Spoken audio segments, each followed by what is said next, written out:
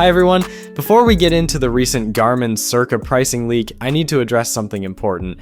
In our previous CIRQA videos, I talked about an FCC filing that many of us believed belonged to Garmin CIRQA.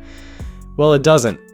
As the 5K runner pointed out back in February, that FCC filing could have belonged to any number of unreleased Garmin products.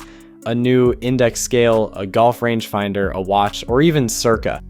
Now that the short-term confidentiality has expired and the FCC photos are public, we know that filing was actually for a Garmin tactical navigation and hunting rangefinder, not CIRQA. Over time, that FCC filing became closely associated with CIRQA across the community, and I covered it based on the information available then. But the important thing is that this doesn't change the overall picture. Even without the FCC filing, we have plenty of evidence pointing toward CIRQA launching very soon.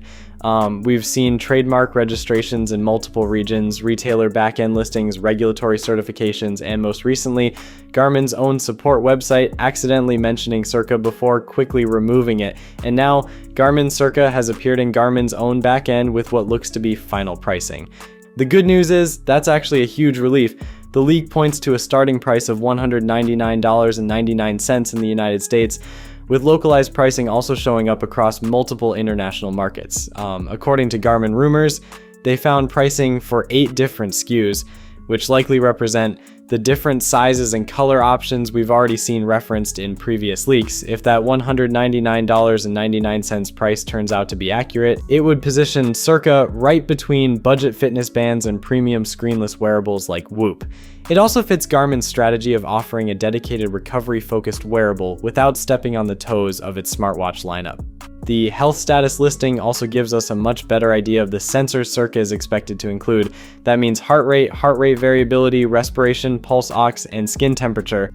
Earlier leaks have also hinted at an EDA sensor for more advanced stress tracking, while previous certifications suggest it won't include built-in GPS. And just like Garmin's current approach, core metrics should remain free in Garmin Connect, with more advanced features reserved for Connect Plus subscribers. At this point, the pieces are really starting to come together. Individually, each leak tells us something new, but together they paint a pretty clear picture that Garmin is getting ready to officially unveil CIRQA. Before I wrap up, I also want to apologize for stating that the FCC filing was definitely for CIRQA.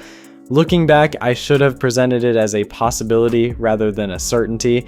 That's on me, and I'll continue doing my best to separate confirmed information from speculation as new leaks come in. I really appreciate everyone who helped dig deeper into this because that's what makes this community great. We learn more as new information comes out. With that said, let me know what you think about the $199.99 pricing. Does it seem fair for Garmin's first dedicated health and recovery band? I'd love to hear your thoughts in the comments. Thanks for watching, and I'll see you in the next one. Peace.